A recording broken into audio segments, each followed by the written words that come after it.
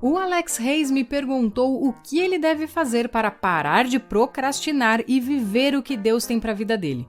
Se você, assim como ele, também quer saber o que a Bíblia diz sobre a procrastinação, fica aqui comigo até o final, apesar de que eu vou dividir esse estudo em duas partes. Você já sentiu que precisava de mais tempo no dia? Que as 24 horas não são tão suficientes assim? Eu quero que você saiba que o nosso Deus deu o tempo exato que precisamos. O que acontece é que muitas vezes não conseguimos administrá-lo sabiamente. Antes de tudo, vamos entender primeiro o que é a procrastinação. De forma muito resumida, procrastinação é adiamento. Por exemplo, empurrar uma tarefa com a barriga, sabe? Deixar para fazer depois alguma coisa que deveria ser feito com antecedência ou imediatamente. Segundo o dicionário, procrastinar significa adiar, deixar alguma coisa para depois, transferir a realização de algo. Você tem ciência absoluta sobre uma responsabilidade, mas finge para si mesmo que tudo está sob controle. Infelizmente, dentre os resultados da procrastinação, os mais comuns são o estresse, a sensação de culpa, a perda de produtividade e a vergonha diante dos outros. Afinal, você não cumpre as suas responsabilidades e os seus compromissos. Embora a procrastinação faça parte da experiência comum do dia a dia de muitas pessoas, ela passa à categoria de problema quando impede o bom andamento da vida. Existem muitas formas de enrolar a execução de uma tarefa, mas hoje em dia, uma das mais comuns está em nossas mãos: os aplicativos em nossos celulares. Existem muitos aplicativos excelentes, obviamente, porém, os mais baixados são de entretenimento. Isto é, aplicativos que podem induzir o cristão a se aproximar mais daquilo que é profano. Ou talvez você nem consuma nada profano, mas gasta muito mais seu tempo naquela distração e acaba afastando-se do que é verdadeiramente sagrado e daquilo que Deus quer que você faça. A palavra de Deus nos diz: ensina-nos a contar nossos dias para que o nosso coração alcance sabedoria. Com isso em mente, precisamos compreender que o tempo jamais deveria ser desperdiçado. Por esse motivo, o hábito da procrastinação é extremamente prejudicial, pois bloqueia a capacidade da pessoa de fazer o que deveria ser feito. Vejamos como a procrastinação funciona. De forma geral, o cérebro humano se rende à procrastinação porque tem preferência pela recompensa imediata, ou seja, o prazer momentâneo. Por isso, nossa mente tende a lutar com tarefas que podem parecer dolorosas, chatas ou sofridas, e as adia trocando por algo bom que você irá receber naquele momento. Por exemplo, limpar a casa ou ir à academia pode parecer muito cansativo depois de um dia de trabalho.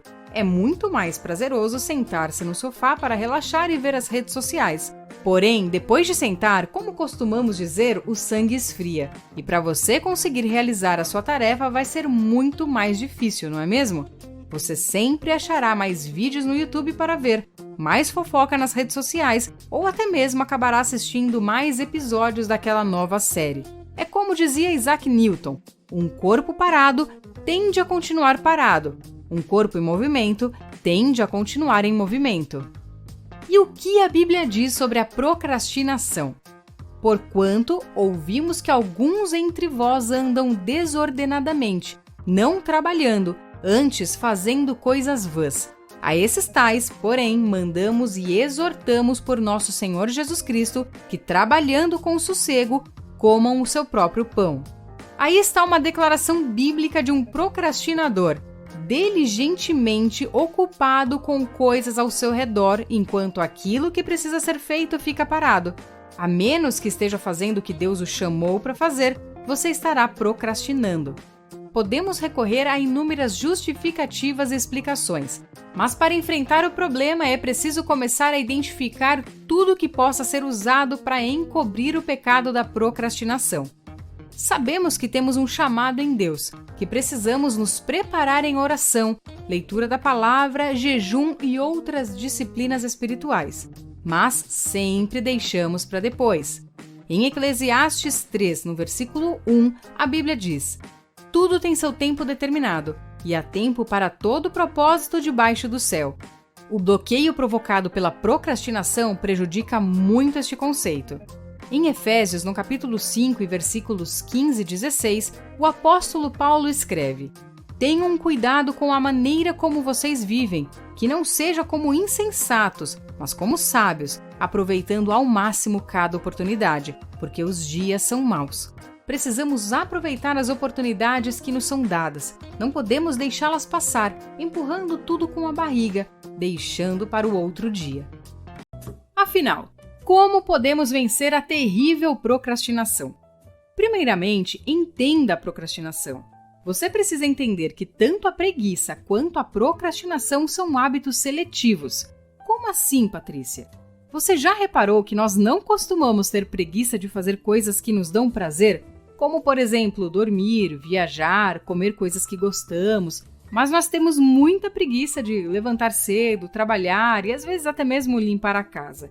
Isso é tão real que se eu disser para você vir aqui na minha casa às 4 horas da manhã para receber R$1 milhão, você não medirá esforços para estar até mesmo antes das 4 na minha porta, certo?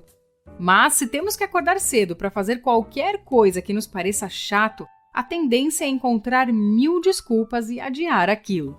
Então não, você não é um preguiçoso ou procrastinador. Apenas escolhe colocar as suas energias naquilo que for bom para você. Então, se você tem preguiça de buscar a Deus, reveja o seu relacionamento com Ele.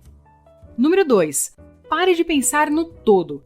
Pensar no todo nos paralisa e nos desanima, pois parece que é muita coisa ou grande demais.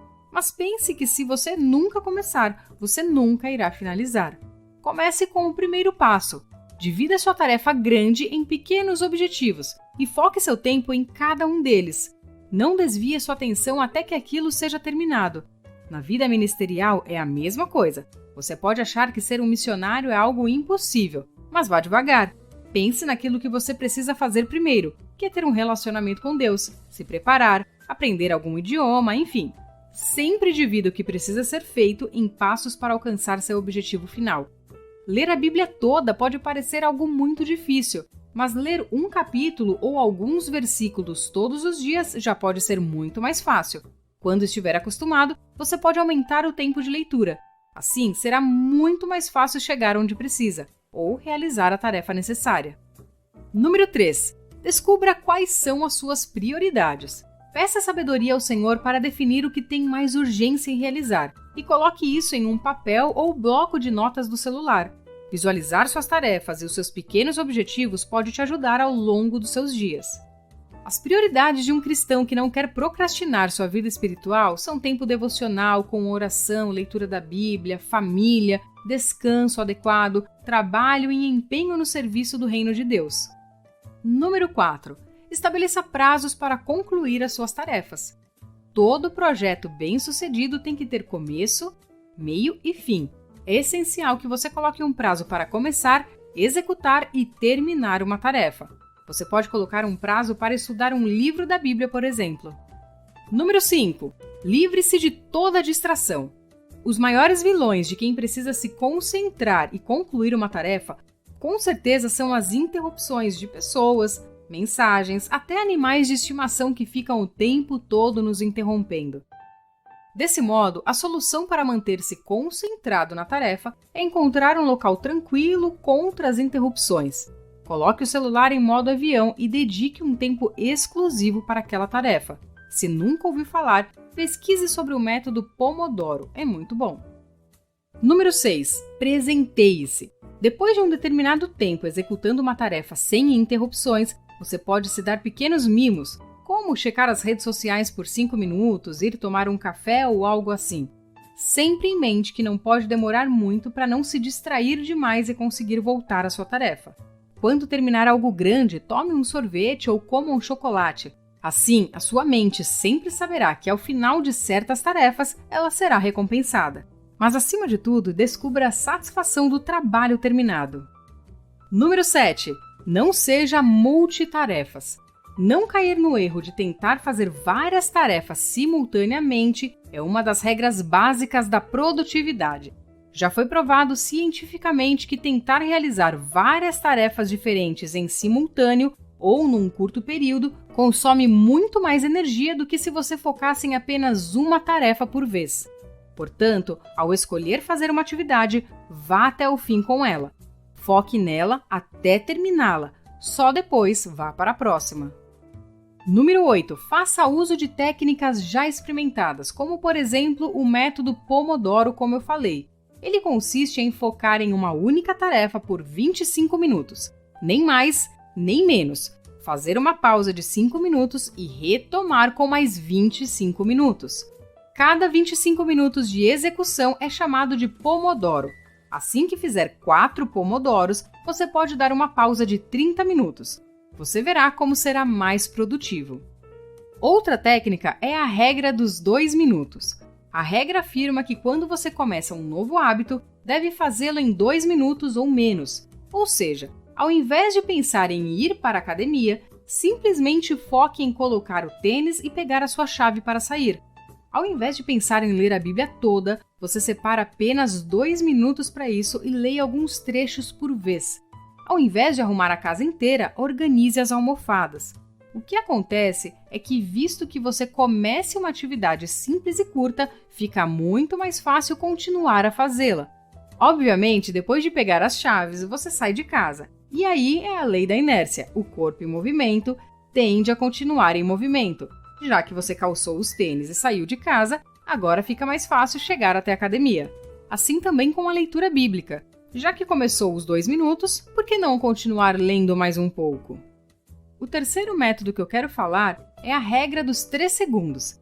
Assim que você tiver o instinto de realizar uma tarefa ou começar uma nova atividade, você deve reagir imediatamente. Conte 1, 2, 3 agora e faça o que precisa fazer. Como trabalhar ou se levantar da cama, por exemplo. Caso isso não ocorra, seu cérebro vai começar a se inclinar para a procrastinação. A técnica serve para impedir que as emoções como o medo e a ansiedade forcem você a começar a procrastinar. Para realizar aquilo que Deus tem para sua vida, você precisa vencer a procrastinação de buscar o Senhor. Lembre-se que procrastinamos aquilo que não nos mostra um benefício momentâneo ou não temos prazer.